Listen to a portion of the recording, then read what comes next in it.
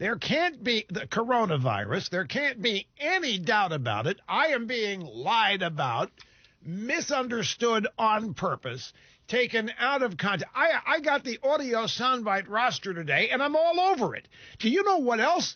I'm also responsible for the Indians playing Macho Man at Trump's rally. I'm responsible for that. Do you know how that happened?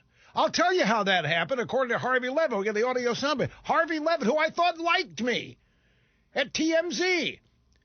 And maybe it's because I act friendly to him that he's got to now act unfriendly. But Harvey Levin's out there saying that when I compared Pete Buttigieg kissing his husband on stage in a debate with a man, Donald Trump, that triggered the Indians to go get Macho Man by the Village People and play it for that. I'm responsible for that. Then there's a headline here at thehill.com. Limbaugh. Bernie Sanders and the Democrat Party pose far greater threat to this country than coronavirus. There's no doubt. Socialism, if we elect socialism, we got 4 years of an utter disaster on our hands if Bernie Sanders gets elected president.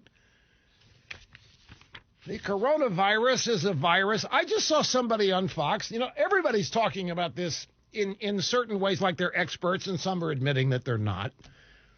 Somebody just said, okay, look, if I get this, you know what I'm going to do? I'm going to go home. I'm going to stay home for 2 weeks. I'm going to get healthy, and I'm going to go back to work. Just because you get this does not mean you're automatically hospitalized, doesn't mean you're automatically quarantined, it doesn't mean you're going to die, she said. Not me, she. Not going to name who, doesn't matter. Now we've got a story that comes out of Northern California, the Washington Post and the Sacramento Bee. They can't help themselves. They've got a story out there, my friends. First case of a person with no travel link. No sooner had Trump finished reassuring them. And by the way, did you see Trump's press conference yesterday? Did you watch it? It was awesome. I've had people tell me, you know, if he behaved like that the rest of the year, he'd win by 10 points. He's going to win by 10 points anyway. He'd win by maybe 15 or 20. It was a great press conference. It calmed everybody down. It assured everybody. And let me put something in perspective for you, folks. Take a look at Donald Trump's life has been solving major problems as they popped up. In his business, in his family, whatever. He has a lifetime of this. He becomes president, and people say, oh, my God, we're in dire straits. He doesn't know what he's doing. He's incompetent. He's a fool. He's an idiot. He's a lunatic. All he's done is reworked massively complex trade deals, finally, to the advantage of the United States. He has resuscitated the largest economy in the world inside of 3 years.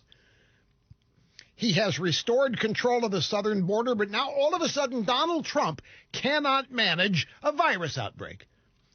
But who can? The Democrat Party. Why, Nancy Pelosi could. Mike Pence had no idea what he's doing. Trump shouldn't have appointed him. But every Republican that they name is likewise incompetent. Every Democrat that comes forward should be in charge of it. And they tell me that I'm the reason this has been politicized. I'm sitting here minding my own business, reacting to what these people do, and I'm the one claiming they are politicizing this, and there's no question about it.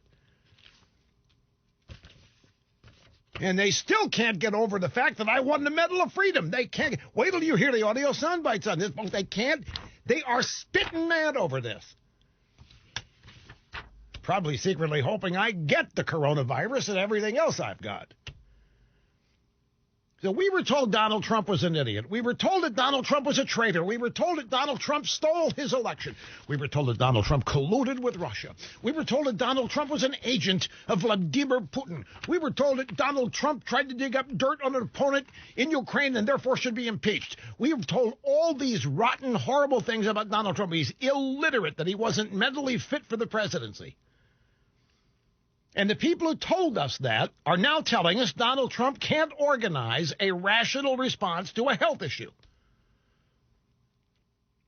At this point, Donald Trump's competence and abilities ought to be a non-starter. Everybody ought to realize now, after 3 years, we've got somebody finally who knows what he's doing.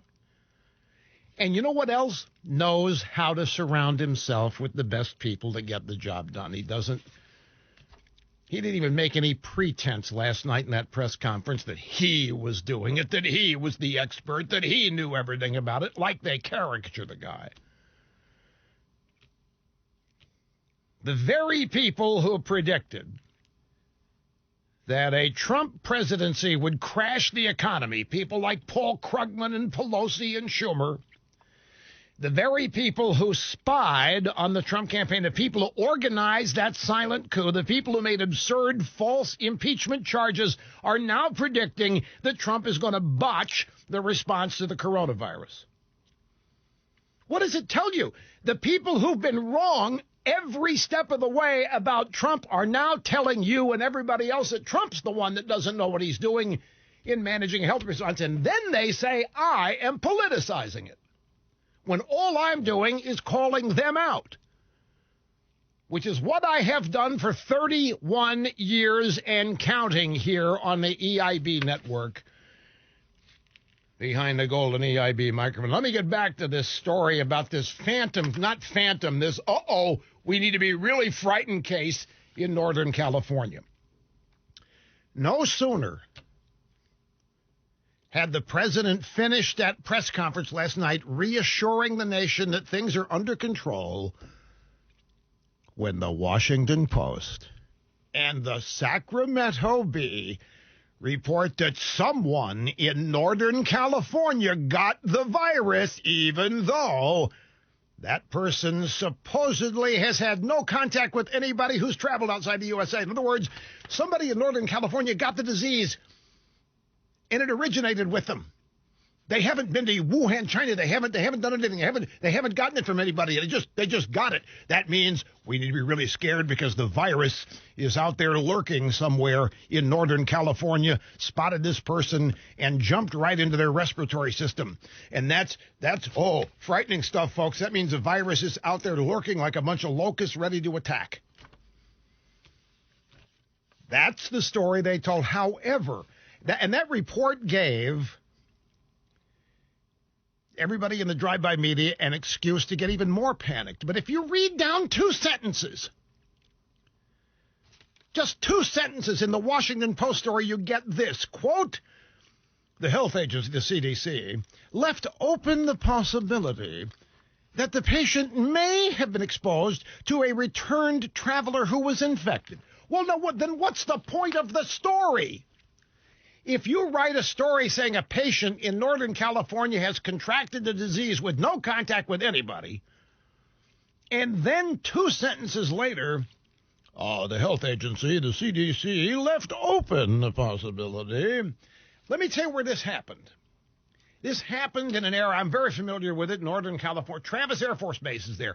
Do you know what's been happening at Travis Air Force Base? Americans have been flown back to Travis Air Force Base, like from the Virus of the Seas cruise ship that was over in Japan, and other Americans who supposedly may have come down with the disease or were quarantined. They've been flown back and landed at Travis Air Force Base. It's likely that somebody landing there has had contact with somebody, and the CDC has left. So we have this panic-driven story that the first case in the United States with no known origin, meaning the person that has never been to China, has never been in contact with anybody who had the disease.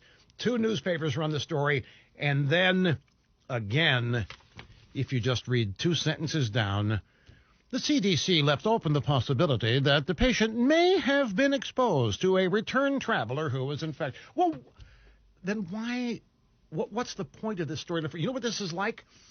It's like every one of those stories in the New York Times for 2 years after the election results, with all these nameless, faceless intelligence officials assuring us that Trump was an agent of the Soviet Union, and that Trump colluded with Russia and stole the election from Hillary Clinton. And then in every story, there was a line, so far no evidence has been found to conclude that these allegations are valid. Every story had that line if you read far enough down. And they realized nobody was going to read that far down, so nobody ever got to those sections of the story. Was, by the way, we can't prove any of this. By the way, there's no evidence for any of this. But we trust our anonymous sources that we're making up here at the New York Times. Here's the CDC statement said. At this time, the patient's exposure, this is the Northern California patient, supposedly got coronavirus with no contact with anybody. CDC statement, this time the patient's exposure is unknown. It's possible this could be an instance of community spread of COVID-19, which would be the first time this has happened in the United States. Could be. Community spread means spread of an illness for which the source of infection is unknown. It's also possible, says the same statement, however, that the patient may have been exposed to a returned traveler who was infected. Most of the media have ignored that part of the CDC statement. Travis Air Force Base is where returning patients from China and Asia are being flown back to the, not the only location, but it is a location that people are being flown back to. And it's where this person who got infected from no known origin happens to reside. Folks, they're doing the same garbage they did during the Trump-Russia collusion story. They're running stories for which there isn't any evidence, and they run the correction in the middle of the story, saying, well, by the way, there's no evidence for this yet, but we're pretty sure that our sources who we're making up are telling us the truth. Same thing here. They're leaving out. They're running a story based on a statement that doesn't say what it says. The statement allows that the patient in Northern California may have come in contact with somebody. So what's the point of the whole story in the first place? Panic. And this is what I meant yesterday when I said the media is weaponizing this story against Donald Trump. I did not say, as it has been reported, that the deep state created the virus to weaponize it against Trump. And yet that's what BuzzFeed is reporting. BuzzFeed is reporting that I said the deep state created the virus to weaponize it against. I got nowhere near saying that. I don't believe that. I know this virus came from Wuhan, China. I never associated the deep state with this at all. What I said was the media is taking the occasion of this virus and story to weaponize it and the reporting of it against Trump, much as they did the reporting of so-called Trump-Russia collusion. That is all I said. Now, BuzzFeed is lying through their teeth and purposely distorting this, purposely. They know that's not what I said. And then there was a guy at the press conference who asked the president about this, like, Rush Limbaugh says that the deep state's weaponizing this. I did not say that. I didn't get anywhere close to it. The president knew what the guy was asking, and he answered it accordingly. The president knew that the weaponization comment that I made was about the media. The media and the Democrat Party are weaponizing this virus against Trump, and it is obvious to anybody even with one eye open.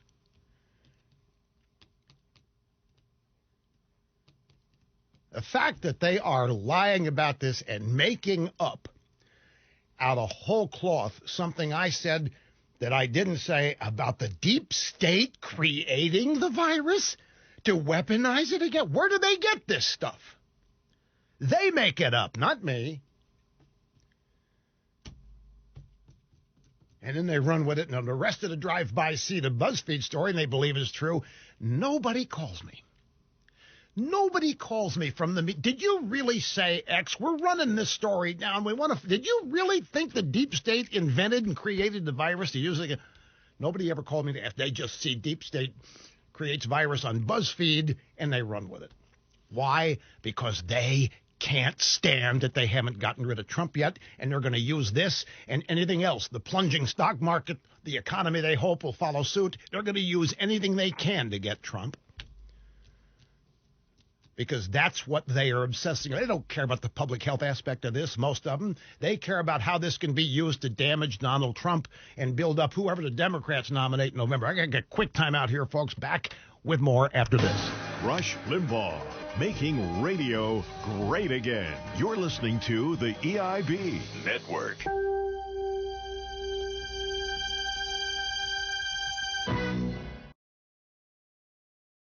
to head up the coronavirus effort, to coordinate the efforts within the administration instead of a medical expert. And they say Obama did it, right? Obama had the Ebola czar. That's what Trump should. Well, who did Obama appoint to be his Ebola czar? It was a guy named Ron Klain. Ron Klain's not a medical expert. Ron Klain is a Democrat lawyer. Ron Klain is a lawyer who worked on the Clinton and Gore campaigns. He was Gore's chief of staff. Then he became an employee for Fannie Mae, where he helped overcome regulatory issues. He wasn't a medical expert, but they made him the Ebola czar. And since Obama never did anything wrong, he was a medical expert, but he wasn't. Now, BuzzFeed saying that I am politicizing the issue with conspiracy theories that the deep state invented the virus and are weaponizing it against Trump.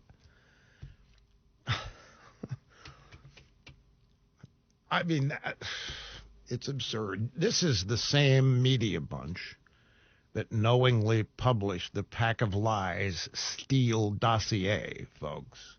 They knew it was unverified, uncorroborated, published it anyway just to get it in the media so the drive-bys could talk about it. I told you yesterday they were saying that this is going to be Trump's Katrina, and lo and behold, here comes this lollipop, Tom Steyer, who was on some radio show last night, had this to say. Trump is incompetent. He is doing a terrible job on this. Mr. Trump is way late. He has no capability. He's incompetent. I think this is a huge, huge deal because this is like George W. Bush with the hurricane and flooding down in New Orleans. A total executive failure by an incompetent executive. If that's not this guy's running for the Democrat presidential nomination, is Looney Tune Steyer. He's the global warming nut, climate change nut. And he's now claiming that this is Trump's Katrina, something I predicted to you yesterday that they were either already saying or would say. They are so desperately hoping that this goes wrong for Trump. Yeah, and they sit out there and they say, we need to come together. We need to unify. This is a public health issue. Well, they need to lead by example, which they are not doing, because what they are hoping is that this botches. They're hoping the stock market continues to plunge. They're hoping it takes the economy with it. They are hoping that this becomes a very bad health crisis so that they can blame Trump for it. They are hoping all of that, and you can tell it by the way they're talking about it. And you contrast that with the press conference last night the president had with his medical experts surrounding him as they talked about dealing with this. And you ask yourself, with which group of people do you feel more confident dealing with it? You would have to conclude the administration and the people that Trump had out there representing him in the effort to fight this, rather than the people on the left who are politicizing every aspect of this and hoping for the worst of it. You are saying that the deep state created the virus to weaponize it. I've never heard this. Right here, folks, BuzzFeed. Trump's biggest supporters think the coronavirus is a deep state plot, while Donald Trump has tasked Mike Pence with leading the country to safety. And then here's the relevant portion of the story. Trump at the press conference said he agreed with claims that Rush Limbaugh made during his radio show this week that the deep state had created the coronavirus as a political weapon to bring down Trump. When a reporter asked Wednesday night if he was minimizing the deadly potential of the outbreak, Trump laughed and joked that it was no different than the flu. You don't have to necessarily grab any handrail if you don't have to. This, it is hard over the course of 31 years I don't even remember all the lies that have been fabricated, made up about me, things I've said, things I've done. This would have to rank in the top 10 if I can remember that the deep state created the coronavirus.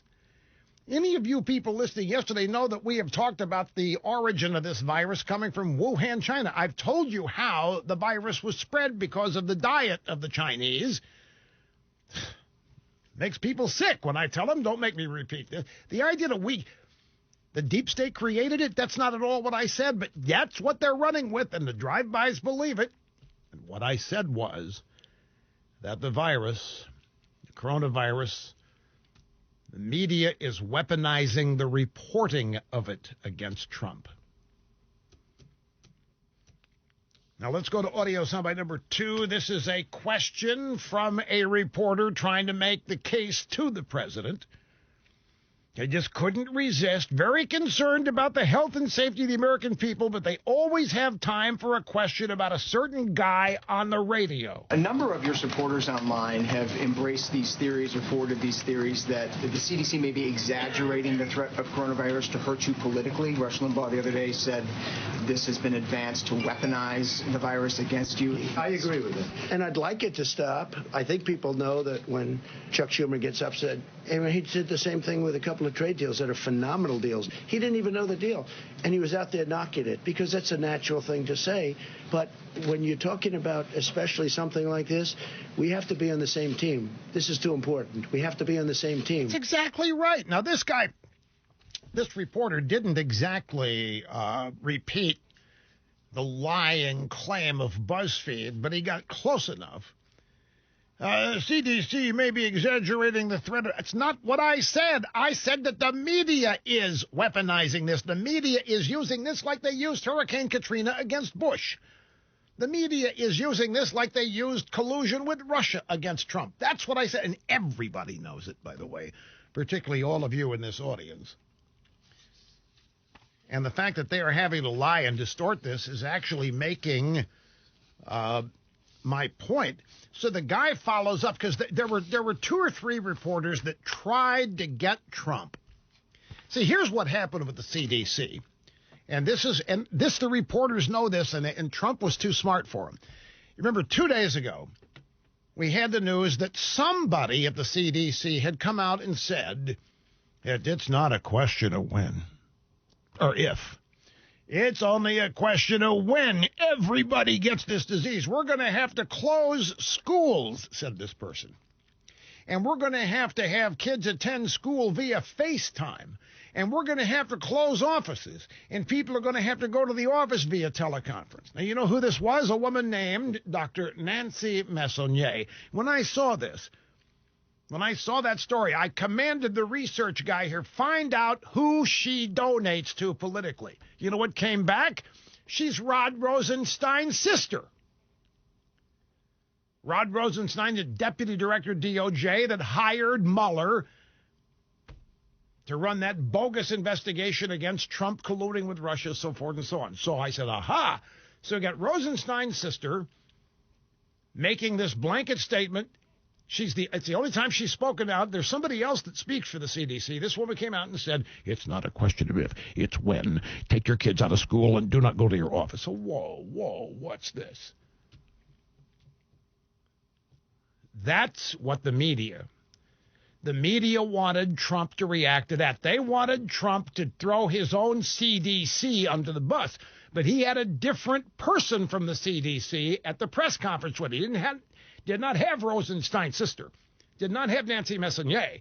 He had somebody else, and he did not throw her under the bus, but they were trying to set him up. That woman, that Messonnier, came out and said that outrageous stuff, and it was designed to set Trump up, and here comes the media asking about it.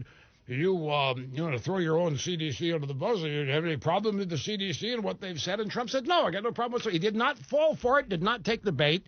It was clear as day what they were trying to do. That same reporter said, do you have any evidence the CDC is trying to hurt you? No, they've been working really well together. They really are. They're professional. I think they're beyond that. They want this to go away. They want to do it with as little disruption, and they don't want to lose life. I see the way they're working. These people behind me and others that are in the other room, they're incredible people. No, I don't see that at all. Now, that is a direct attempt to set Trump up, to get him to criticize the Centers for Disease Control by criticizing Nancy Messonnier, and he didn't fall for it. But this is proving my point. This is how they're weaponizing this against Trump. They're trying to set him up. They're trying to get him to discredit his own CDC. They're trying to get him to speak out against the people there that he has working on this problem. He has somebody different. He does not have Nancy Messonnier standing up there at the press conference. It was somebody else. It was her name is Schuchat, and she was good. And she didn't come out with any of this outrageous stuff. You can't go to school. You can't go to work. You got to do it all on FaceTime. And that quote from Nancy Messonnier still shows up in almost every mainstream news article about the coronavirus. That's why they've kept asking Trump, you think this is inevitable? You think it's because they've got one person from the CDC who's told kids, don't go to school, use FaceTime with your teacher, and the same thing with people, don't go to the office, use FaceTime with your boss. That was a setup. Messonnier is part of the setup. Do not doubt me, folks. They are still arrayed against Trump, and they're doing everything they can to try to trip him up. And he was ready for it. Let me grab a quick phone call. St. Petersburg, Florida. See Vaughn. I'm glad you waited. Welcome to the program. Hello. Hey, Rush. My point is this. Where else in the world would you want to get sick with something like this? You know, if you're going to get sick, you want to be in the United States of America because we have the best healthcare system in the world. This bodes so much against socialized medicine and what the Dems and the libs are trying to do with our healthcare system. I mean, the experts from the CDC, the National Institute of Health, they're in the United States for a reason because we do have the best and the most innovative group of professionals in the world. So I just say to anybody who's thinking of voting for the Democrats and they want to socialize medicine and have the government run our healthcare system, if you get sick, where in the world do you want to be, and where do you want your family to be? And that's just my point, and thank you for letting me make it. Well, I'm glad you did. Thank you for calling, because it is an excellent point. Trump said this at his press conference. I think I said something like it on the program. You know, the safest place in the world to be with anything like this happening is right where you are, the United States of America. You have access to the best research, the most advanced research. You have the most advanced research on pharmaceuticals and drugs. Forget the cost for a minute, just the availability. You have the most advanced research available anywhere. You've got the best health care in the world. You've got the place where the rich of the world, when they get sick, where do they come? They come right here to the United States of America. You are already here. You are in the best place you can be. And the Democrat Party would do great damage with Bernie Sanders or any of their efforts here to make the government in charge of all of this and in charge of hello, China. Hello, the UK. I mean, it's hello, Canada. You would have people trying to escape this healthcare system rather than come to it, except there wouldn't be anywhere else to go. If you destroy the United States healthcare system, then there's nowhere else to go. And it's a very, very valid point. Anyway, let me take a brief time out. We'll continue on the EIB network right after this. Rush Limbaugh, because we know for you, only the best will do. On the EIB network.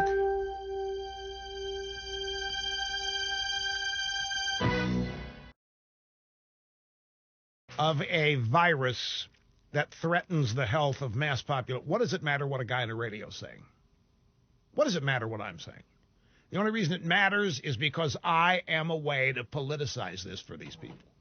Because I react to their attempts to weaponize this. And so they have to fire back and discredit me. But in the big scheme of things, what does it matter what a guy on the radio is saying about it if the reporting on this is straight down the middle, strictly medical, strictly public health, strictly this and that? What does it matter what I'm saying? But they have to go to great lengths to distort what I'm saying, to lie about what I'm saying, to make up what I'm saying, and then to rip what I'm saying. Why?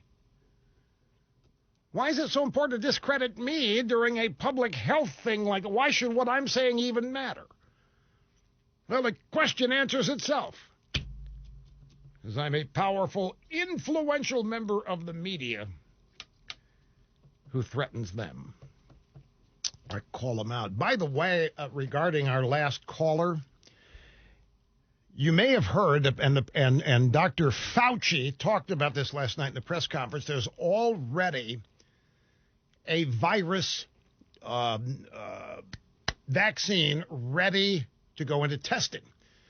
And he talked about how testing works and that there are 3 phases before you get to approval. It could be a year and a half before there is approval for the vaccine. So people saw the story say this biotech firm announced that they've got a vaccine ready to go for testing, and they thought, wow, it's imminent. No, it's not. It's going to be a year and a half. Dr. Fauci explained this. But the thing I want to point out to you is the biotech firm that has gotten FDA approval to test their vaccine on humans is a capitalist private sector firm. It's not some government agency. It's not happening. It didn't come. It wasn't invented or created a socialist country. Good old capitalism coming through yet again.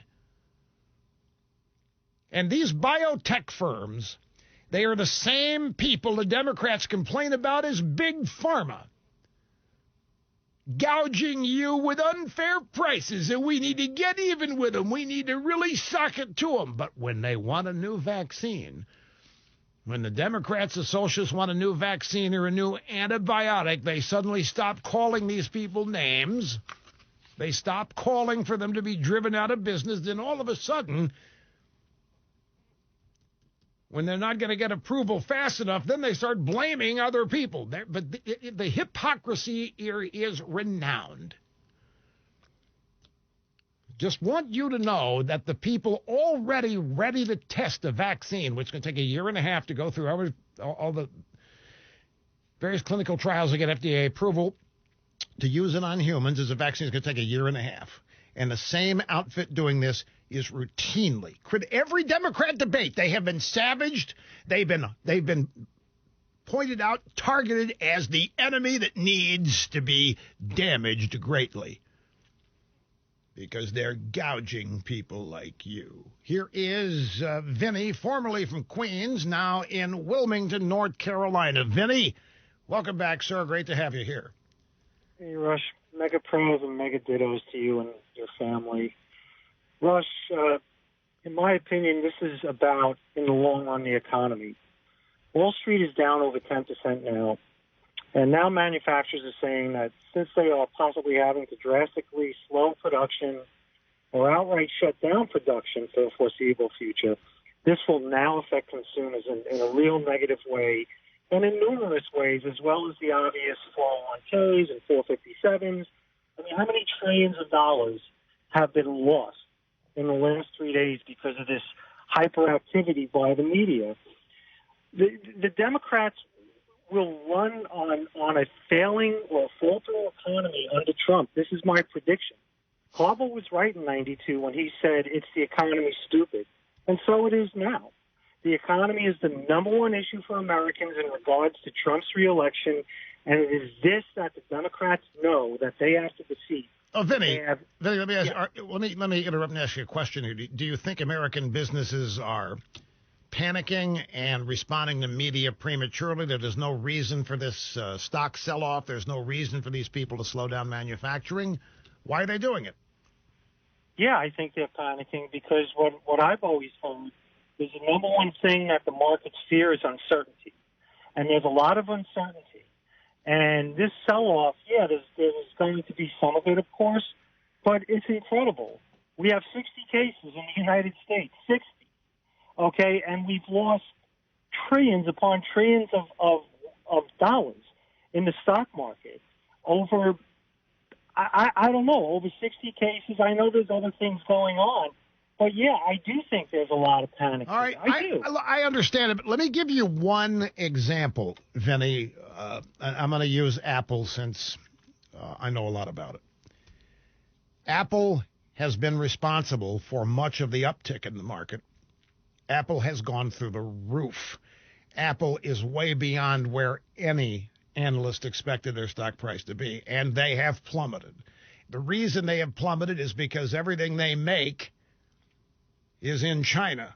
Everything is assembled in China, and it's not going to be assembled. They may not have any products this year. These are the stories. If they do have product, it may be way delayed, and it may be very little in quantity and number. And so the results that the market's having with Apple are somewhat genuine, because whereas we only have 60 cases here, there are almost 50,000 in China, right in the center of the manufacturing regions where all of the factories that manufacture symbol Apple products are, and they're not running anywhere near full capacity. So that's one instance where it has nothing to do with what's happening in America. It has to do with what's happening on the ground in China. So then you have to start asking, okay, well, how did this start in China? What's the real reason behind it? Why don't they get to the bottom? I mean, unending, unanswerable questions. And I have to take a break, out of time. We'll do that. Be back in just a second, folks. Don't go away. He's America's adult Rush Limbaugh on the EIB Network.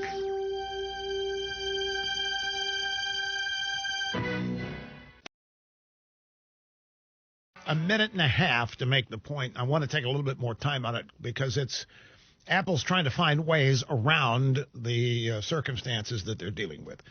But the reason I want to do it, our previous caller, well-known guy, Vinny from Queens, now in Wilmington, North Carolina, escaping taxes, said that he believes that American businesses and investors are panicking based on there's only 60 cases of coronavirus known right now in America, that there's no reason for this massive sell-off, and that there's no reason for the economy slowing down as it might, other than panic.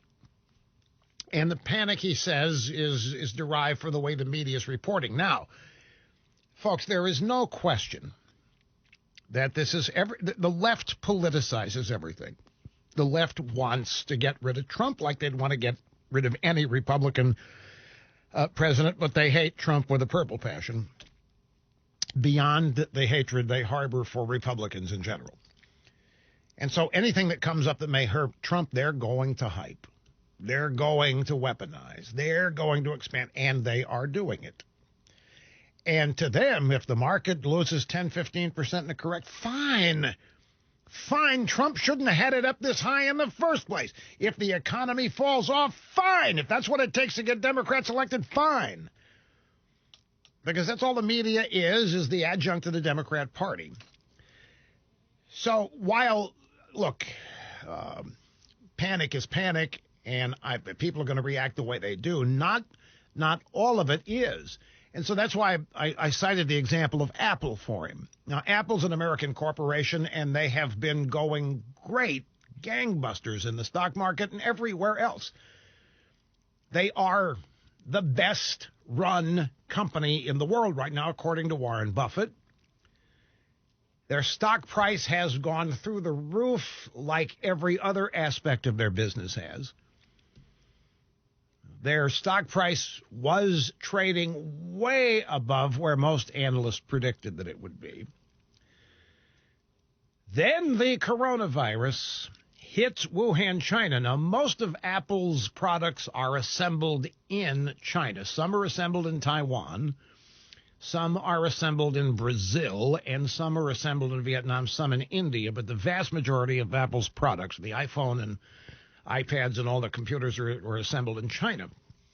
And the factories are, as far as the Chinese geography is concerned, the factories are within ground zero of the coronavirus. Those factories were closed for the Chinese New Year, and then after the Chinese New Year, the Chinese government kept them closed because of the effort to contain the spread of the virus. The bottom line is that these factories are just now beginning to open, but they're nowhere near full capacity, not even half full.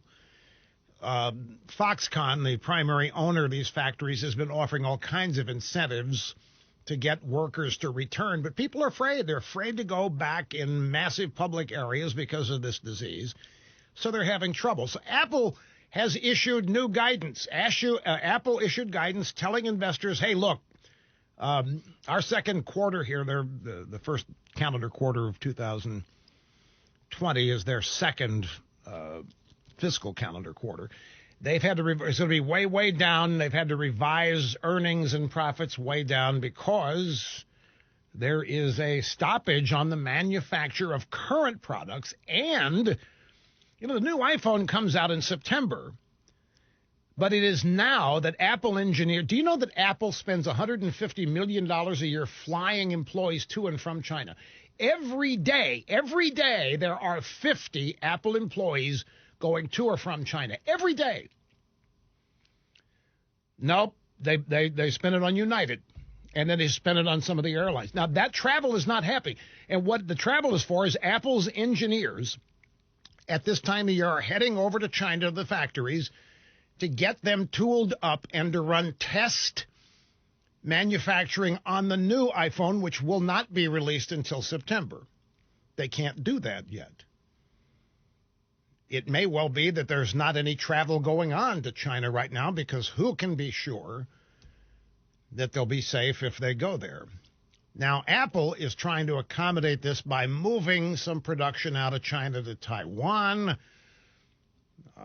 to Vietnam, and they're going to do everything they can. My only point in bringing this up, they'll find a way to deal with it, and whatever is due to hit the market in September, it will hit the market. It may be in low volume. It may have trouble finding it, but they'll get it released on time. The point is, Apple isn't panicking. Now, the American stock market being down, Apple's a big part of it. Apple's got real problems, as does any other tech firm that has its products assembled in China. There isn't much going on over there. They're doing everything they can to get people back to work and get these factories up and running, but nobody thinks the coronavirus in China has peaked. Some think it has. Some think the number of cases is now on the low end. But you know what they've discovered? They've discovered that people that had the virus and recovered from it are getting it again. Some people in as many as 14 days are getting it in China, getting it again after having supposedly recovered from it. If that's true, that's kind of, a new thing for people to be worried about. Now, my only point in bringing this up is not to create any further panic about Apple. They're working as best they can to overcome these obstacles. But the fact is that it's not panic that is causing the Apple stock price to drop. Apple themselves have told investors that their production is way down and they're not going to make what their estimates were for the quarter. And it's because of the virus. There's no panic there. Now, there may be some panic.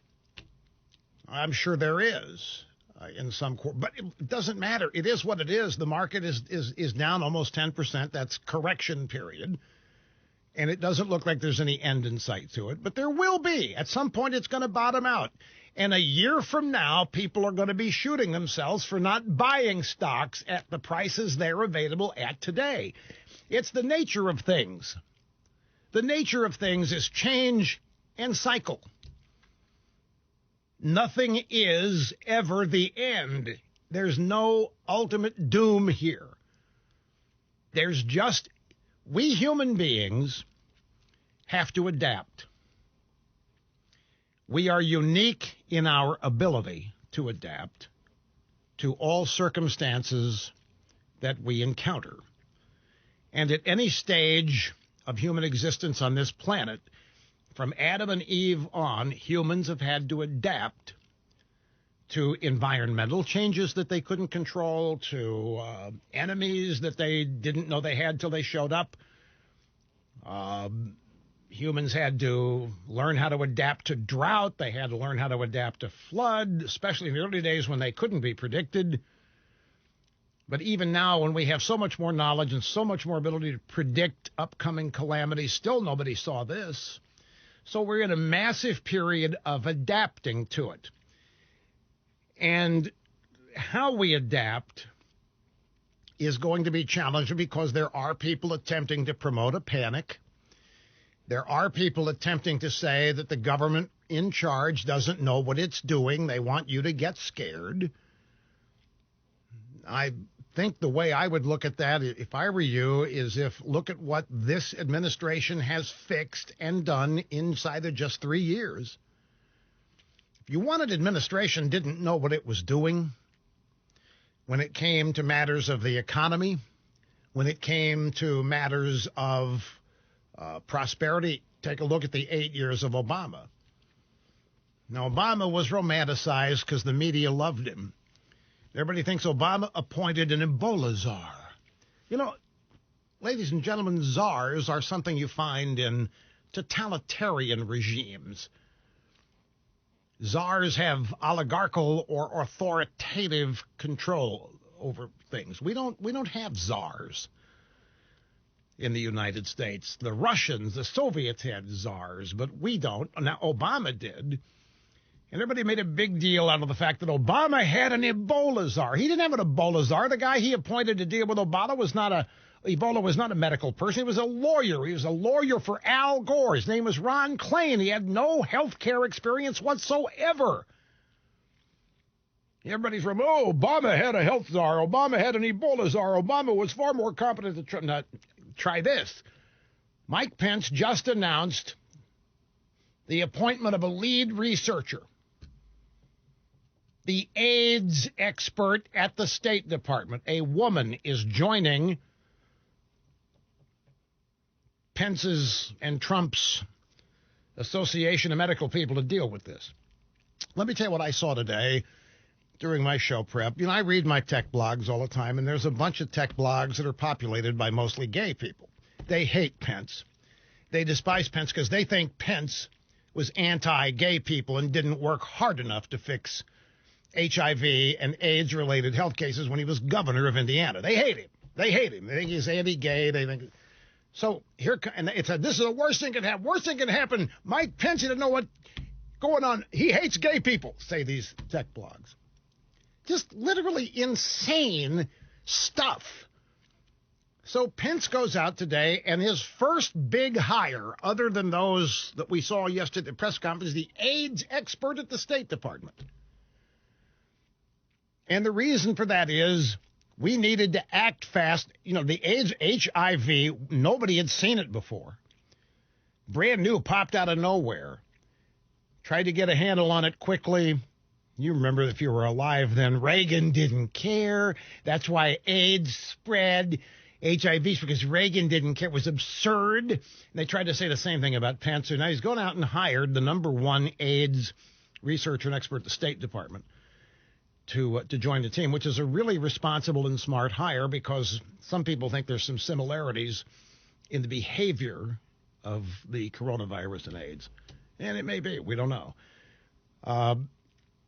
But I think you ought to have a lot of confidence in the people that are looking at this now and not believe the media trying to tell you that the people in charge don't know what they're doing. The people in charge have fixed so much already that was wrong with this country after 8 years of Obama. We had people that did not believe, folks, in the growth of the U.S. economy. You've forgotten maybe, but the Obama administration was telling everybody there's a new era of decline, and they were the ones to manage it. That the days of America's economy continually growing were over. Obama told us this. He'd go out to New Hampshire, he'd go out to Michigan, Indiana, tell people their jobs weren't coming back. During the 2016 campaign, Trump would say they are coming back. Obama would go out and say, what's he going to do, wave a magic wand?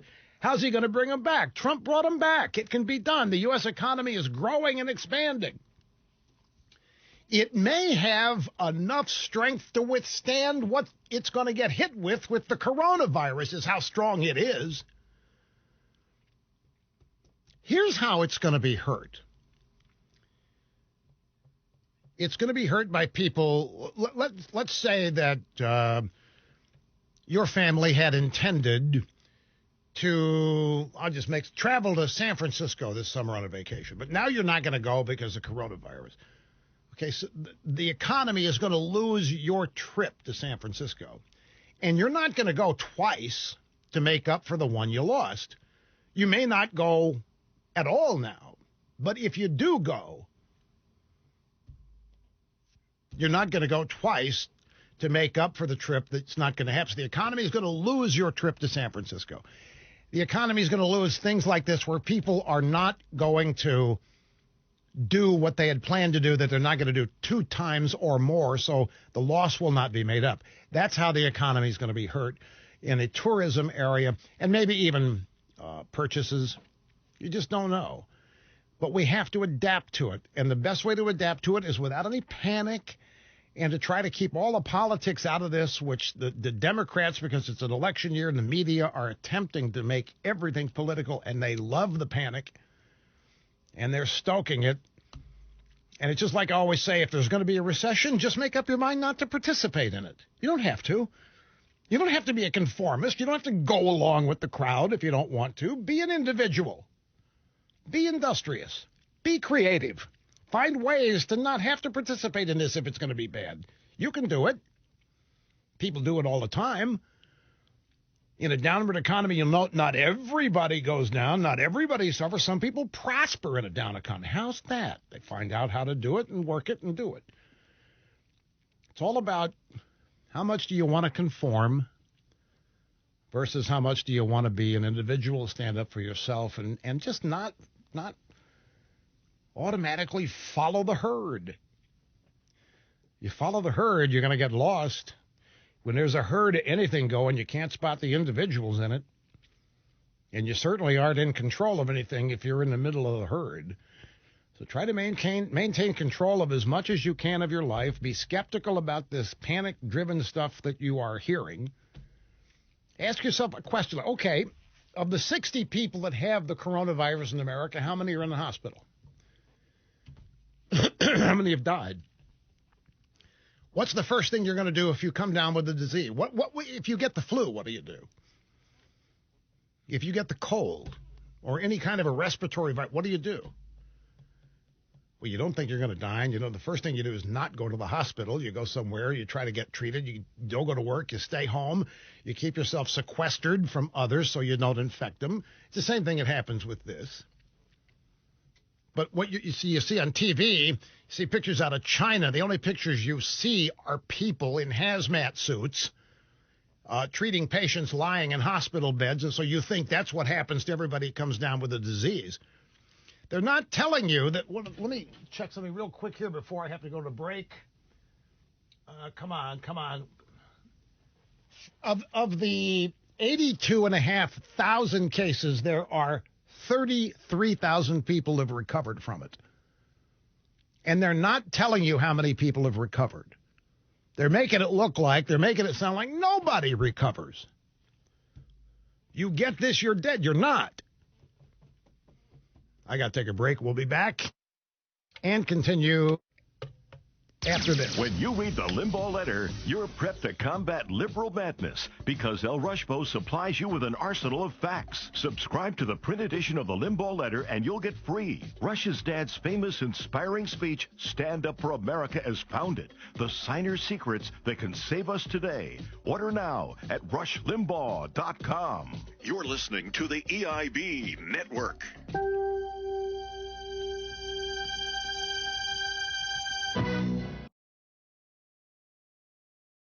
From Apple. We have a soundbite here. He was on the Fox Business Network. Has done an interview with Cavuto, Coast to Coast, that they're going to air tomorrow, but they got one clip they're using to promote it. And here's Tim Cook, the CEO of Apple, talking about Apple's factories and the coronavirus. It feels to me that China is getting the coronavirus under control. I mean, you look at the numbers, they're coming down day by day by day. And so I'm very optimistic there. On the supplier side, we have suppliers. iPhone is built everywhere in the world. We have key components coming from the United States with key parts that are in China and so on and so forth. When you look at the parts that are done in China, we have reopened factories, so the factories were able to work through the conditions to reopen. They're reopening. They're also in ramp, and so I think of this as sort of the third phase of getting back to normal, and we're in phase 3 of the ramp mode. Now, what he means by ramp means ramping up to full production, ramping up to full employment at these factories. So you see, Cook isn't panicking. And probably even if he is, he's not going to sound like he is when he's interviewed in public. But they are going back to work. The factories are opening. The people that run the factories are offering all kinds of incentives to get people out of their homes and back to work. I mean, these factories employ 500,000 people. You know how many people it takes to churn out enough iPhones every day for Apple to sell nearly 250 million of them a year? It takes a lot of people, a lot of different places. And it doesn't sound like he's worried much at all about Apple being able to meet its product release dates this year in quantity. So that's good news. We'll be back here in just a second. Recitation of the coronavirus mortality rate at 2%. Rush, that's a big deal. You make it sound like it's not a big deal. Well, let me explain what the 2% is 2% of. The mortality rate of 2% for people with coronavirus, it's 2% of the people who contract it.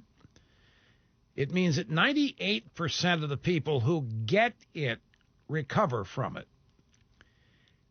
The mortality rate for SARS was 10%. The mortality rate for MERS was 34%.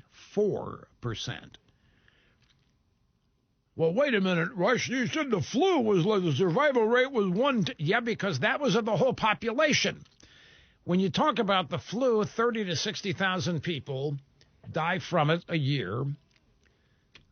It's about 30,000. The range is 30 to 60,000, depending on the years you're talking about.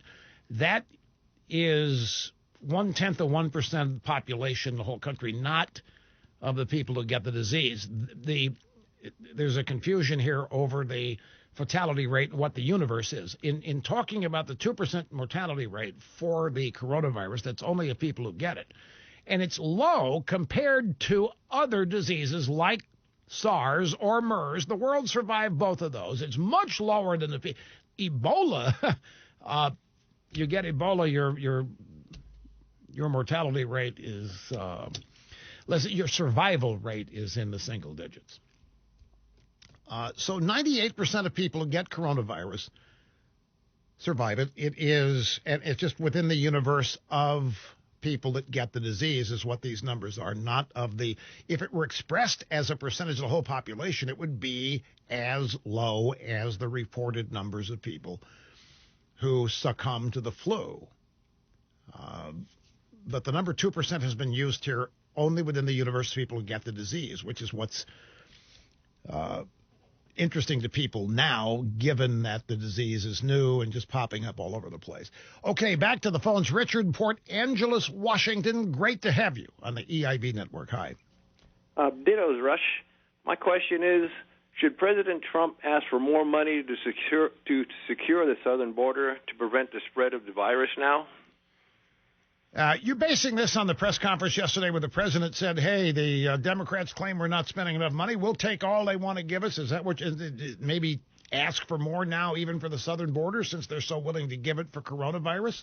Right. He's being criticized for not doing enough. So now's the time to say, hey, we're going to take care of this for sure and prevent a preemptive strike to help the United States. See, that's what that interesting point about this is one that I made yesterday. The Democrats don't want to close the border. They don't want to close the border. And I'll tell you, there has to be some concern. Wait till cases of coronavirus start popping up in Central America and in Mexico. It's going to happen. The odds are. Some already have. Wait till they happen in quantity. And then the United States southern border being open or accessible is going to be a fact. I think President should toy with the Democrats on this. Say, if you guys are so willing to throw money at the coronavirus, let's show up the southern border. I'd put them on the spot. Absolutely. Bruce in Philadelphia. Great to have you on the program, sir. Hello. Hi, Rush. This is an honor. Let me get straight to my point. If this coronavirus gets into the homeless populations with the kind of living conditions there are and the proximity of all these people, it will spread like wildfire in these Democrat-run cities. I love people who are trying to return political fire on this. Look, I mean, that's a valid point, because in the homeless population of Los Angeles, there are diseases we have cured popping up, like hepatitis B. Some other things that we've cured are beginning to pop up in the homeless population of Los Angeles. And if this were to hit there and it start spreading like wildfire, yeah, that would be a concerned. The Zika, by the way, the Zika fatality rate was 8.3%. Remember they're spraying everywhere for mosquitoes and stuff, and everybody panicked over the Zika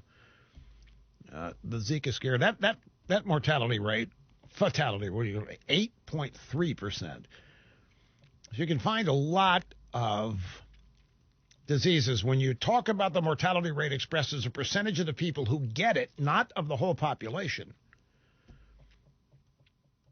The coronavirus is at the low end. Now, that's not designed to make anybody feel any better. We're just trying to keep things in perspective here, folks. Under the belief that it makes no sense and it isn't productive for anybody to panic.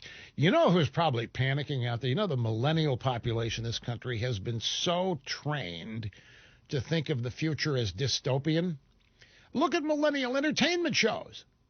Millennial entertainment shows are all about the end of the world and the suffering and the misery and the wanton rampant disease. And now here comes the coronavirus, and I bet you the millennial population is buying all this hook, line, and sinker and getting extremely panicked and pessimistic over it. You watch. I mean, I can see some evidence of it in the tech blogs that I read. Here's Mike in Indianapolis. Welcome, sir. Great to have you on the EIB network today. Hello. Hey, thank you, Rush. My brother called into your show during the Clinton administration. It's only taken me 20 years to even the score, so thank you for that. You bet, sir. Okay. Hey, I just wanted to follow up on the comment you made about President Trump and the press conference. And, so I was 10 years old when Reagan came into office. So I've seen 6 presidents now and how to handle that. I've never seen a president that takes all questions in Q&A, can talk on all subjects in detail and with intelligence as President Trump does. It's really, truly impressive, especially when you look at all the distractions that are. He's almost as good at that as I am. You're right. For sure. Well, I mean, on the wide variety of topics and subjects and expertise. And it is exactly. But, it was also, what did you think? Like, my buddy Andy McCarthy, who is he's in the crowd. He likes Trump, but he wishes Trump would stop tweeting. He thinks it's not presidential. He said, and Andy tweeted, he said, if the president could finish the year acting like he did in this press conference every day, he'd win by 10 points. My buddy Andy McCarthy, this was presidential last night. This is the way Trump ought to comport himself every day from now on out. What do you think of that? Well, I mean, I agree to a certain extent, but I think the other thing, I think of other presidents too, and how, Clinton tried to control the narrative all the time, and Trump's winning at that game as well, and so I mean, he needs that. But that's a great point. If this were happening and some things like it did during the Clinton years, how would he handle it?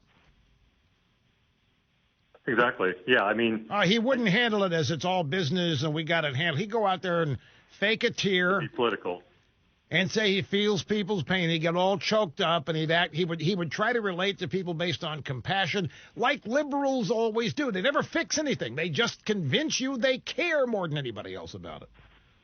Yes. But there would be some reassurance that we're working hard as we can on this, and I feel your pain. We people are suffering and hurting, and we want to do everything we can to help people get affected by this. But you wouldn't have heard much about actual solutions, because that's not what liberals do. That's a great point. I have some audio sound bites of the Trump press conference. We'll get to that after this brief timeout, so don't go anywhere, folks. Rush Limbaugh, bringing America the truth on the EIB network.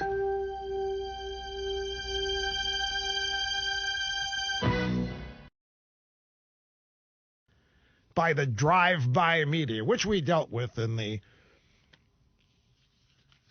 first hour. I did not see the Washington Post version of the BuzzFeed story that I think the deep state created this. Did the Washington Post publish that? The Washington Post claims that I have created a conspiracy theory that the deep state created the coronavirus in order to weaponize it against Trump. The Washington Post?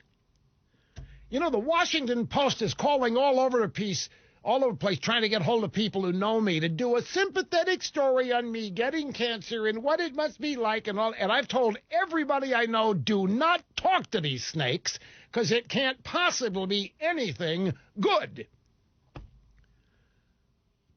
Greg Sargent, that guy lives angry. That guy lives enraged all the time. He used to send me snarky little notes back in the day when he thought I misquoted his radical liberalism in these stupid columns. The idea that I actually said they can't even prove it. I didn't say it. They really report that I claim the deep state created the coronavirus to weaponize against Trump. Trump's suing the New York Times for libel. The Trump campaign is. I mean, I don't know. This is outrageous. I mean, it's one thing for some cockeyed internet firm like BuzzFeed to do it. But for the Bezos Post to repeat this slander, they can't prove it. They can't go anywhere, any archive of this program, and find me saying that because I didn't. And look at all the people inside glass just smiling at me. Oh, this is fun, Rush. Yeah, let them say it about you. We'll see how much fun it is. It is absurd, but people read the Bezos Post and believe that garbage. Anyway, here's John, Palisades Park, New Jersey. We got Trump audio soundbites in just a second. Hey, John, how are you doing? Good, Rush. How are you doing? I'm fine, sir. That's good. You sound great. Thank you for taking my call. You bet, sir. Prayers to you and everybody there at EIB. Thank you.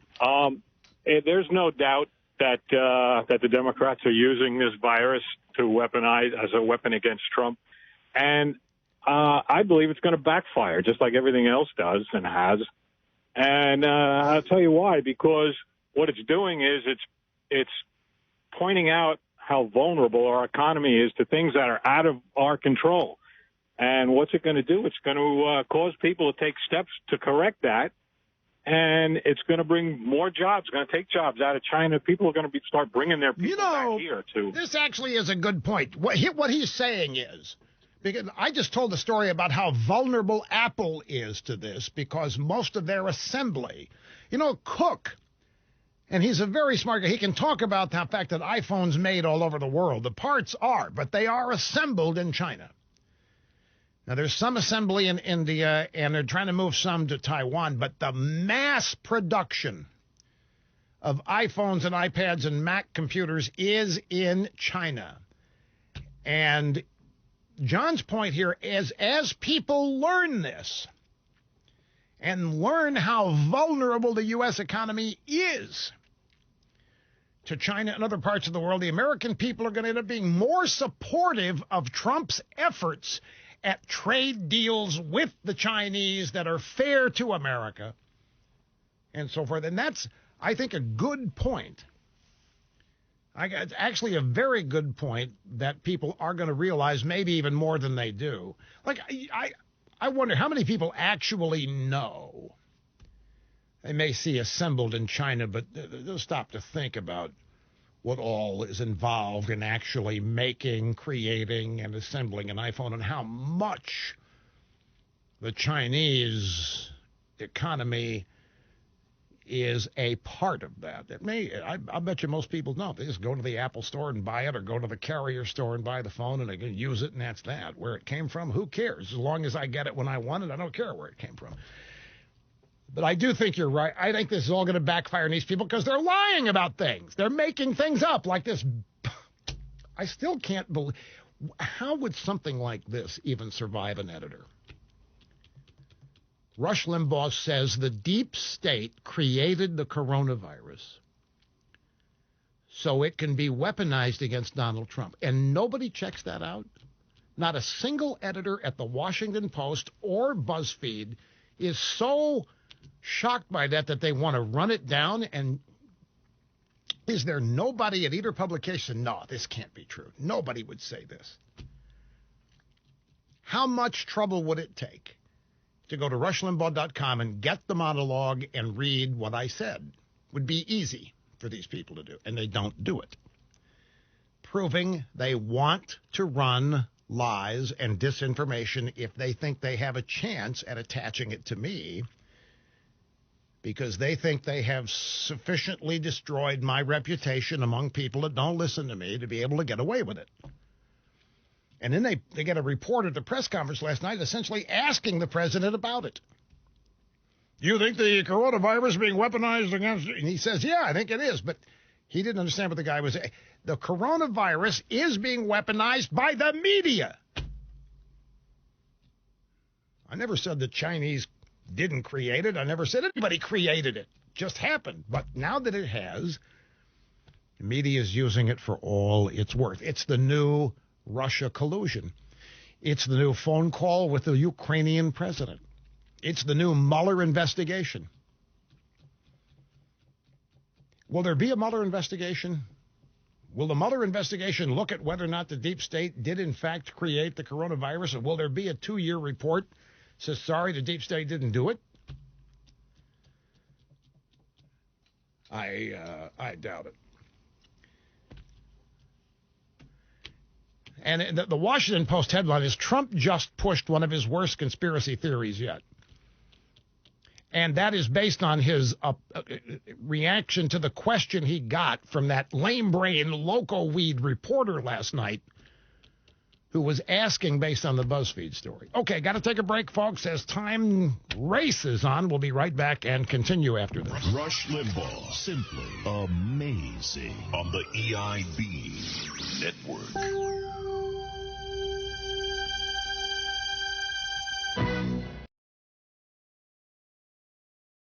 Dittos, Rush. Question, how many people have been murdered in Chicago this year to date, and how many Americans have died in this country from the coronavirus to date? Ooh. I think more people die in Chicago on a weekend than have the coronavirus. Yeah. Try to fix what's broken before we start jumping off the cliff over something that may not ever occur. Oh, but, sir, you're not paying attention. The drive-by media is assembled at UC Davis Medical Center in Sacramento, ready to proclaim the apocalypse. Based on one patient they think has the disease, they can't figure out how.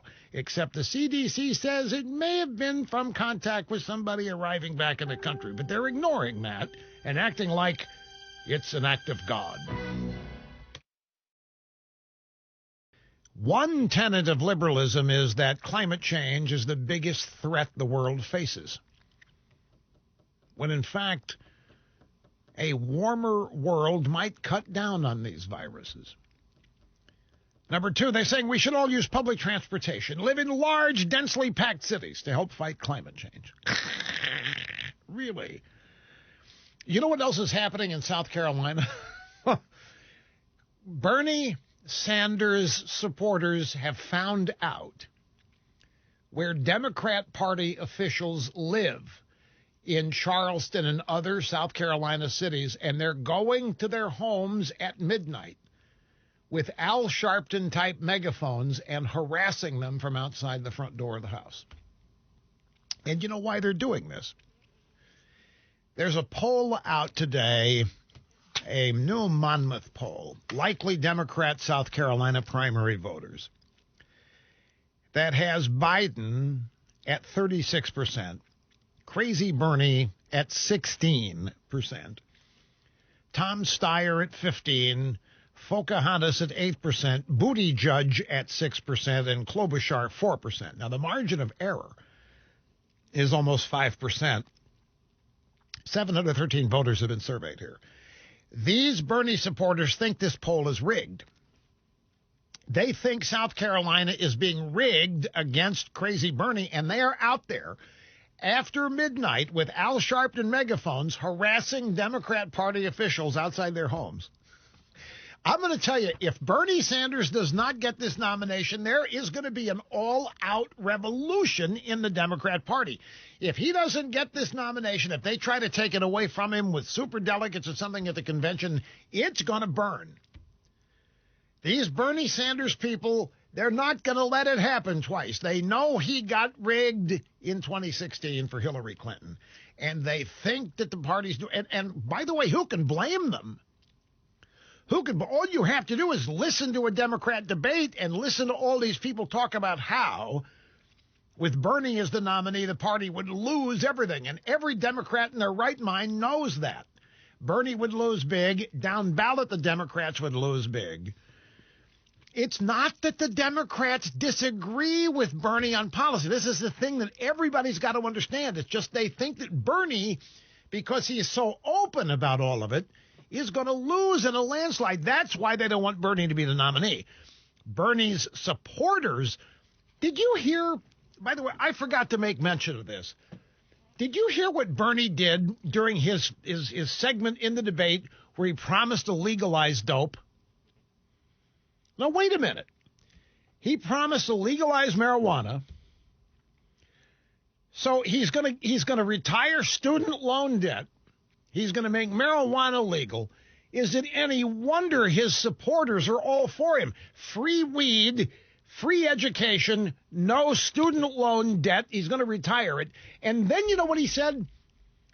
He said as a way of getting even with past discrimination, what he's going to do, he's only going to allow African American and Hispanic businesses to sell legal marijuana. That is what he said. Who cares when it's unconstitutional? He said that he's going to make sure that other groups do not get in on the massive business of selling legal marijuana. It's going to be exclusive to African American and Latinos. There was one other minority group, and they're not Indians because they get the casinos already. So that's right. That's exactly right. The legal dope dealers are going to be African Americans and Hispanics. I don't know what he's going to make you wear when you sell the stuff, but that's what he said he was going to do. He's going to legalize marijuana. And by the way, Klobuchar agreed with it. Klobuchar, they all agreed with legalizing marijuana. It's a gateway drug, folks. It's a bad move, but they're still going to do it. Every Democrat's promising. I don't know about Doomberg, but then he made a point of saying, and he thought he was spreading he's going to deny whoever is in. I need to get the bite. I need to get the bite of the transcript because he, in addition to saying that the only people going to be allowed to legally sell marijuana after it's legal, African Americans and Hispanics, there was a third minority group, but he also mentioned others from whom he's going to take it away from because it hasn't been fair. And not just the sale of marijuana. No, she didn't say anything about Indians getting the short end of that stick. No. Elizabeth Warren, no. Nobody said anything. He's sitting there and he's waving his arms around the way he does. And what is one other thing? What other thing we're going to do? To make sure that we legalize marijuana, that only African Americans and Hispanics are going to be able to legally sell it. Yay! Crowd went nuts. I'm thinking the guy is perpetuating a stereotype that African Americans are going to continue to be legalized dope dealers under the Bernie Sanders administration. So, anyway, I'm sure that Cookie is hustling through the transcript of the debate, trying to find the bite even now. But I just, folks, there's video of it. These Bernie people running around harassing Democrat Party officials at their homes with the Al Sharpton megaphone, shouting insults at them, shouting threats at them, including African-American Democrat Party officials. If Bernie doesn't get the nomination, your house is going to burn. If Bernie doesn't get the nomination, the party's going to, whatever they're saying out there. Okay, let's go to the audio sound bites. Trump and the press conference from last night. I just want you to hear some of this because it was really good. It was reasonable, reasoned. It was not histrionic. There was no attempt to scare anybody. It was the exact opposite. It was a really good effort to calm everybody down. One of the questions, Mr. President, The CDC said yesterday they believe it's inevitable the virus will spread to the U.S., and it's not a question of if but when. Do you agree with that? Well, I don't think it's inevitable. It probably will. It possibly will. It could be at a very small level or it could be at a larger level. Whatever happens, we're totally prepared. We have the best people in the world. Now, it may get bigger. It may get a little bigger. It may not get bigger at all. We'll see what happens. But regardless of what happens, we're totally prepared. I didn't take the bait because that question is based on Rosenstein's sister 2 days ago at the CDC saying, it's not a question of when. It's if. It's only a question of when.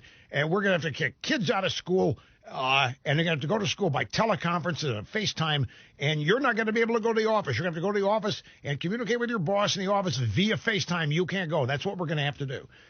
So it was Rosenstein's sister, obviously somebody who doesn't like Trump, setting him up. They asked the question, so do you disagree with CDC? No, I don't have a problem with that. No, it may get bad, may not get bad. We don't know. He didn't fall for it. That made them mad. The fact that Trump didn't fall for their trap. So then Chip Reed, this is when Catherine and I were watching this together. We looked at each other. We just smiled. We started laughing. Said, there's nobody like this guy. Chip Reed, CBS White House co-respondent, said the stock market's taken a big hit over the last few days. What can you do about that? And if the CDC is right in saying the spread's inevitable, are you going to be dealing with the stock market issues and the economy issues for some time to come? I think they look at the people that you watched debating last night and they say if there's even a possibility that can happen. I think it really takes a hit because of that. And it certainly took a hit because of this. And I understand that also because of supply chains and various other things and people coming in. But I think the stock market will what did he say? recover. He blamed the stock market crumbling on the Democrat debate. He said, those Looney Tunes, anybody watching that would be scared out of their wits. If these people happen to win, I can understand the market plummeting. Because do you disagree with the CNBC? Do you think the economy is going to go in a tank and it's going to be your fault? No, the Democrats are responsible for it. You. And, of course, the reporter Chip Reed just sitting there frustrated as he could be. You can see it all over his face. They think they're smarter than Trump. They think they've entrapped Trump. And Trump comes back and says something to him they haven't even expected. The next bite's when he called Pelosi incompetent. An identified reporter said, Mr. President, what is your response to Speaker Pelosi, who said earlier today that you don't know what you're talking about, the coronavirus? I'm also wondering if you want to address critics who say that you can't be trusted, what your administration is saying. I think Speaker Pelosi's incompetent. She lost the Congress once. I think she's going to lose it again. She lifted my poll numbers up 10 points. I never thought that I would see that so quickly and so easily. I'm leading everybody. We're doing great. I don't want to do it that way. It's almost unfair if you think about it. But I think she's incompetent, and I think she's not thinking about the country. And instead of making a statement like that, where I've been beating her routinely at everything, instead of making a statement like that, she should be saying we have to work together. Yeah, exactly. But that's not what they're doing. You could heard it. You heard it in this idiot question. How about this question? Mr. President, what's your response to Pelosi, who said today, you don't know what you're doing, you don't know what you're talking about? I'm also wondering if you want to address critics who say you can't be trusted, what your administration is saying. Trump, calm, cool, collected. I think Pelosi's incompetent. I never knew somebody could cause my approval numbers to go up so fast. Never thought I'd ever see that. She lost Congress once. She's going to lose Congress again. These reporters are fuming. They are livid. Now, let's get some pre-press conference comments on our own beloved special report with Bret Baier, Mara Liasson from NPR, who, whenever I see her in person, she's so nice to me. She's so sweet. She even tells me that she thought things I've said about Hillary Clinton were funny. But here she is last night talking about the coronavirus before Trump's press conference. A lot of people are very confused. What is this virus? How dangerous is it? What do they need to do to prevent it? Is there a test? Is there a vaccine? I mean, there is a lot of questions around this, and there's a lot of conflicting messages we've heard from the administration. It's very scary, or as the president said the other day, everything's fine. Rush Limbaugh called it no more than a common cold. So he needs to clarify what this disease is and what people need to do about it. Once again, and folks, don't miss it. I'm not putting myself down. Do not misunderstand. What does it matter to them what a guy on the radio is saying about this? The very fact they're mentioning me is evidence of how they are politicizing it. I said it's no more than the common cold in terms of the universe. When I said this, 53 Americans had coronavirus, or 57. Now it's up to 60. It says the common cold in terms of how widespread it is. There's no reason to panic, was my point. So because I said it's nothing different than common cold, President has a duty to correct Rush Limbaugh and make the American people understand exactly what's going on. No, folks, don't misunderstand now. I'm asking the question rhetorically. What difference does it make what a guy on the radio said? Why quote me? How many other people are out there talking about this, but they zero in on me, old El Rushbo? Why do you think that is, Snerdley? Why do you think it is? No, I don't know why it is. You tell me why you think it is. It's easy. It is easy. They think I am a way to galvanize opposition to Trump. They think they have so created hatred and distrust, dislike for me that whatever they say, I say, people automatically reject it. People that don't listen to my program and so forth. Why don't they say something like, if Mara Liasson in NPR, she's on Fox, Brett Baier, why didn't she say something like, well, Michael Strahan on Good Morning America said, why is it always me? It's never Gayle King on CBS said, and they say stupid stuff on those shows every day. Hoda Kotb said, you never hear what Hoda Kotb said. Well, I know those people don't go against the grain like I do, but they still never quoted. I guarantee if Hoda Kotb said, there's nothing to worry about here, folks, it's no more than a common cold, they wouldn't quote her saying it. Wait, how do they even find out I said it? They don't listen here, so how do they find out I said it? We know how they find out about it. Let's see, what have we got? We got one more of those. This is on CNN Newsroom today. John Yaws talking to Democrat strategist Caroline Heldman. So the thing I keep thinking about is potentially it's a huge problem for Donald Trump. Yep, the coronavirus. You're the people who can't even count the votes in Iowa, and you think this is a problem for Donald Trump. At the same time, though, do Democrats have to be careful how they use this sort of health emergency to attack the president? I actually think this is a very good opening for Democrats. And unfortunately, it's become political, right? When you have Rush Limbaugh, for example, saying that the coronavirus is like the common cold and it's being used against Donald Trump. At the end of the day, this shouldn't be political, but Donald Trump's response has been so backwards on this that I think it's an opening for Democrats. What response? He hadn't even responded yet by the time you people were saying this. All you could do was talk about me. You people politicized this first by saying the stuff about Trump being incompetent and unable to deal with it. You people know exactly what this is. You're so excited you can't see straight. This is the next Russia collusion. This is the next Mueller report. This is the next Ukraine phone call. This is the next impeachment. A pathetic bunch of failures in terms of getting Trump. Rush 24/7. If you become a member, that's when you can watch the program on the Ditto Cam. That's when you can stream the program live and access the podcast of each program. Stunning video, commercial-free podcasts. Get Rush 24/7 now at rushlimbaugh.com. You really should think about getting it. You're listening to the EIB Network.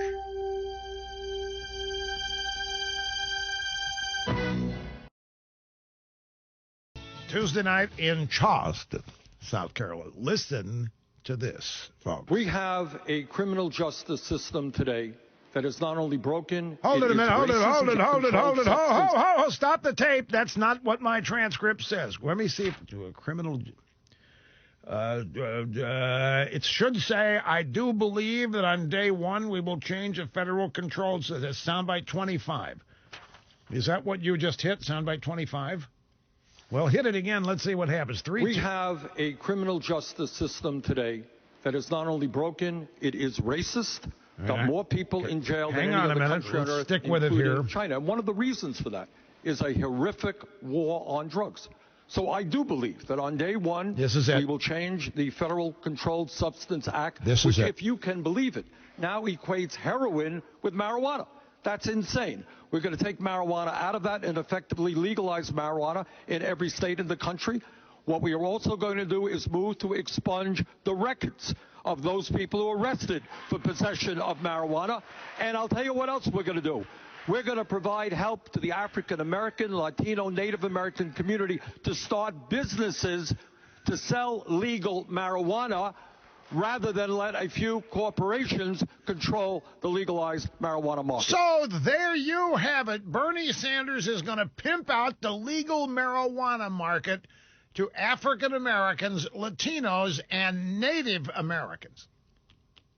And he's going to do this rather than let a few evil corporations control the market for legal marijuana.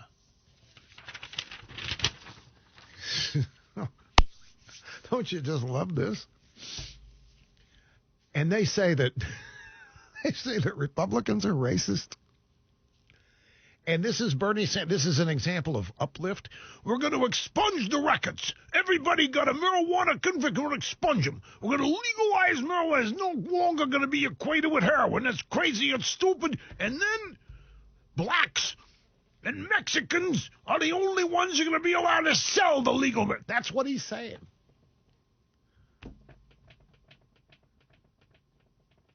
Instead of the big, and Indians too, like Elizabeth Warren will get a legal marijuana franchise if she applies and if I say she qualifies.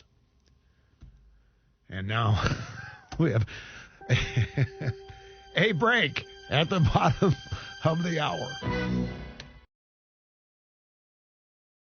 Saying you haven't spoken about your treatment, lady. What's going on?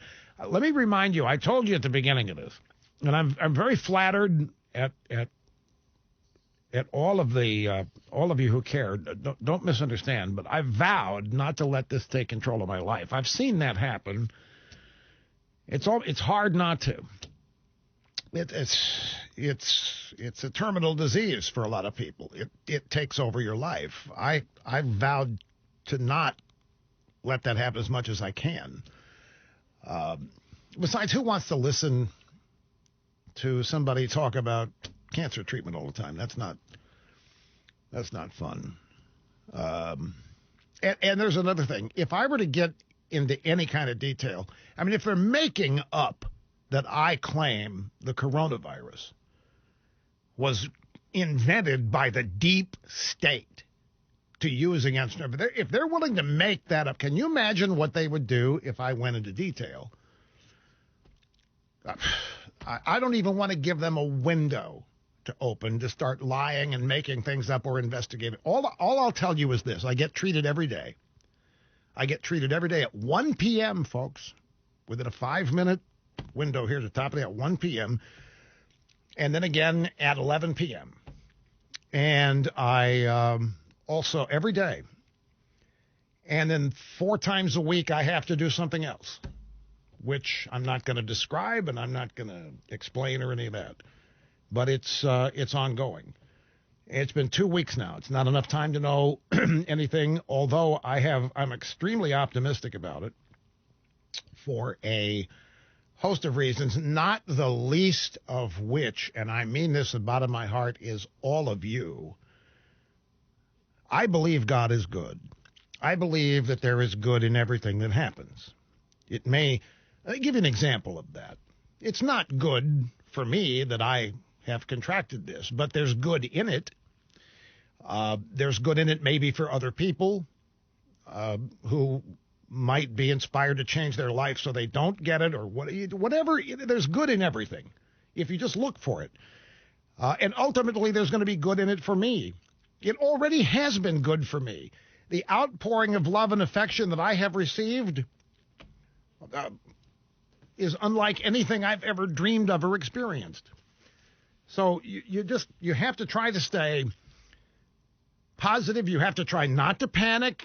You have to try to do the best you can with what is learned about, in my case, the specifics of what I have. Deal with it with the latest available treatments and adapt and do either try to establish as normal an existence as you can and not be dominated by it, which is why I don't issue reports, status, whatever, each and every day, because I don't want to do it, and I don't want to be dominated by it. I also don't want to have that become what the program is. It wouldn't be fair to bleed on all of you every day about this. Your support and your ongoing support more than I could ever have dreamed about. So, and when there's more to tell, up or down, then I will tell you. I will tell you that there have been 2 days this week. I got up. I said, God, I can't. I can't do it. I've also I've tried to not artificially push myself here every day as a sign of toughness. I've tried to push myself every day here because this is what I love doing. This is my natural, normal, happy state and place. But there have been a couple of days this week when I got up, can't do it today. But I pushed through. And once I got here and got started, it was a long 3 hours of show prep thinking, oh, geez, I could barely stay awake. I was all kinds of stuff. And the program starts, the microphone goes on, and magic happens. And in about 20 minutes, when this is over, I'm gonna decompress like you can't believe. I don't know what it is, but and there are going to be days where I'm gonna cave to it and not be here. And when those days happen, just chalk it up to the fact it's fatigue, because that's the primary thing that I have to deal with. So that's the week update. Okay, that's the week WEEK 'S update. Now,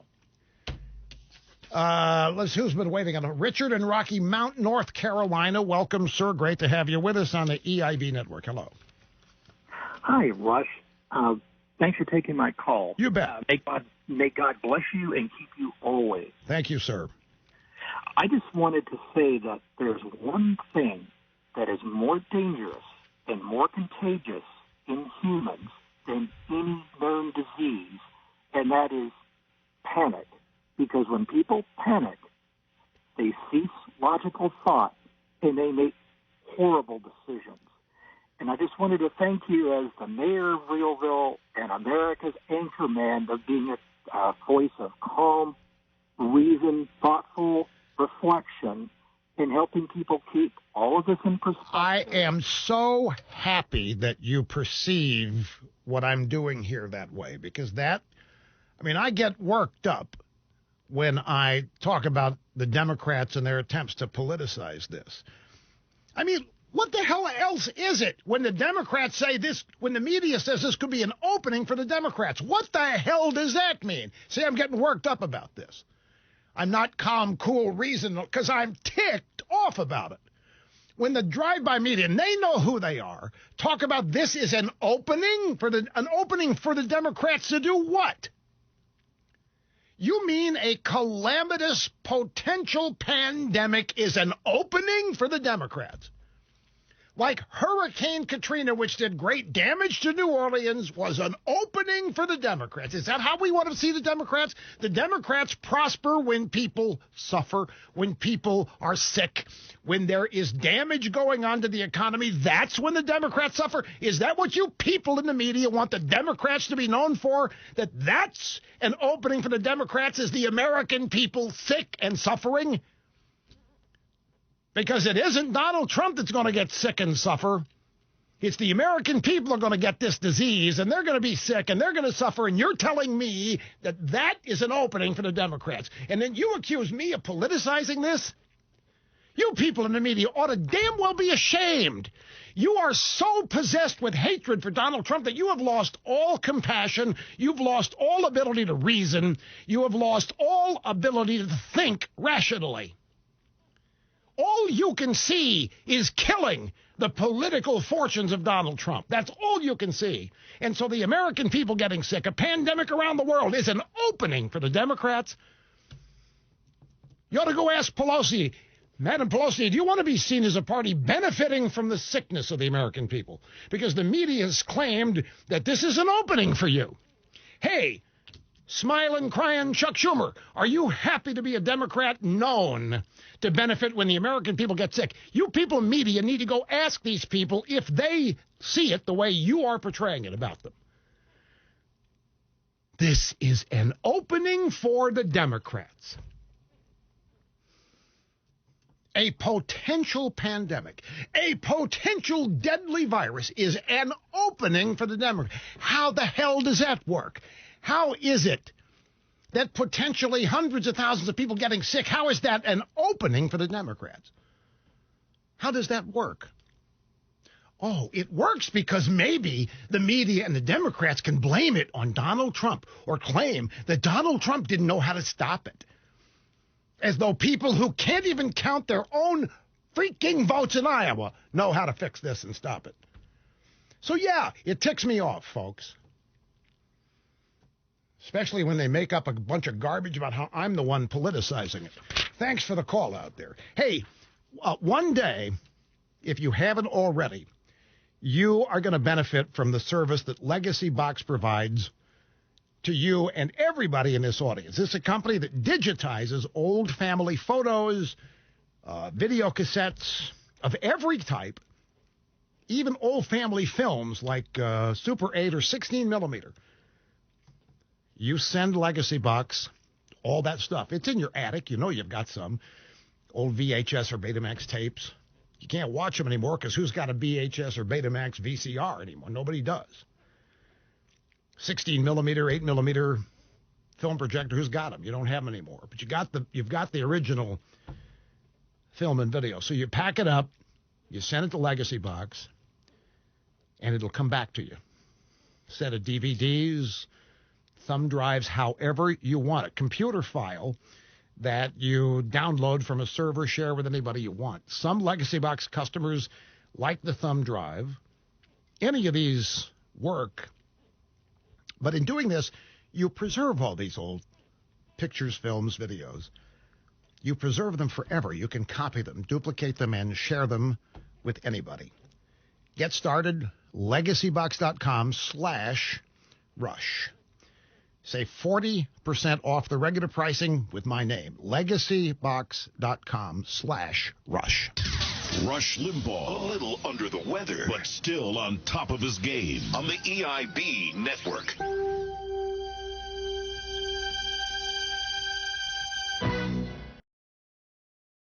You know, for people like me, you don't want each day to end. I hate going to bed because I hate the day ending because it means nothing more can happen. I mean, even if it's midnight or 1 o'clock, I hate going to bed because what might happen? I mean, what exciting thing to me might happen, not what might happen in the news. And then when morning comes, it's tough getting up sometimes. But you have to call it a night. You have to go to sleep. So I try to make it as inviting as I can, and that's what Boll & Branch sheets do. They make that possible with luxury sheets. They are pure comfort. When I walk into the bedroom and I look at the bed's ready to turn down and look at those sheets, yep, made the right decision to come up to bed. Pure comfort.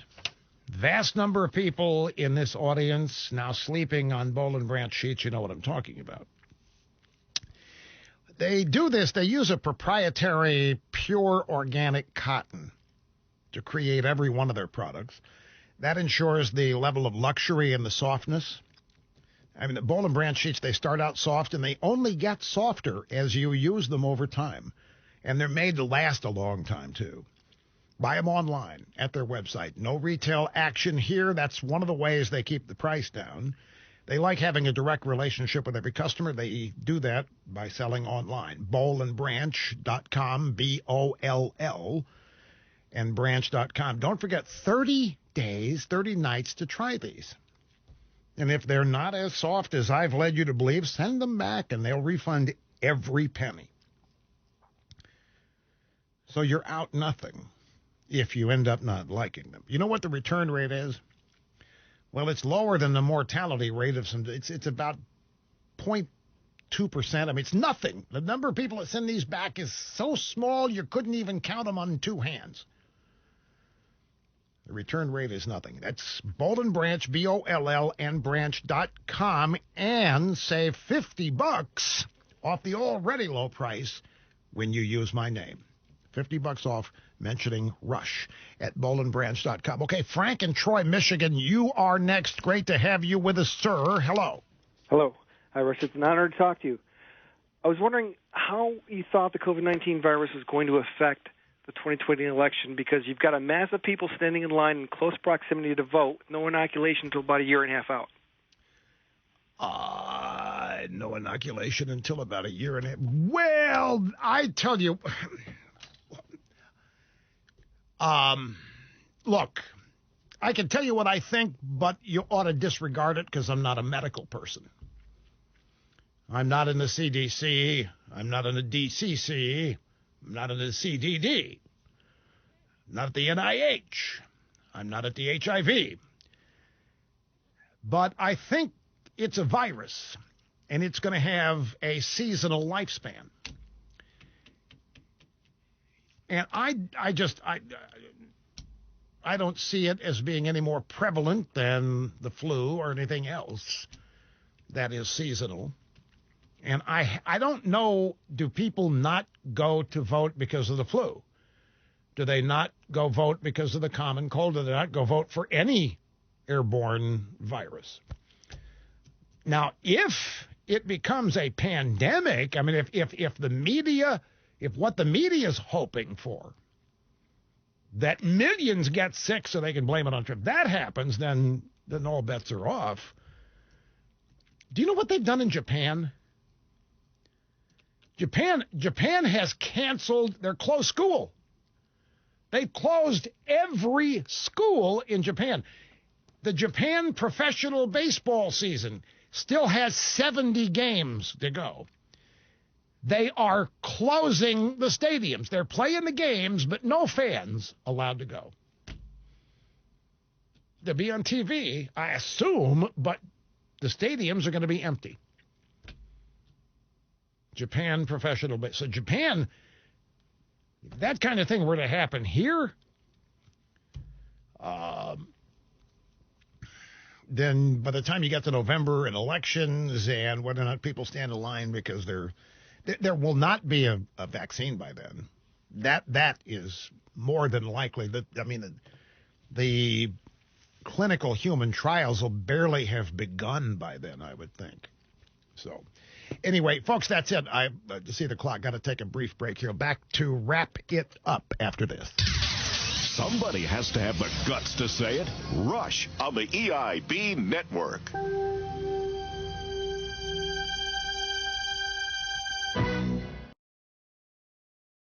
In his press conference, nothing is inevitable. And I think that is such a huge insight into who he is and why he's so successful. You know, inevitable is fatalistic. When people use the word inevitable, it's always about something bad. And Trump believes that things can be fixed. He thinks things can be solved, that nothing is inevitable. And I want to expand on this tomorrow because I think it's an insight into who he is. And if the Democrats have really set themselves up, because if there's no major outbreak in this country, who looks bad? They do.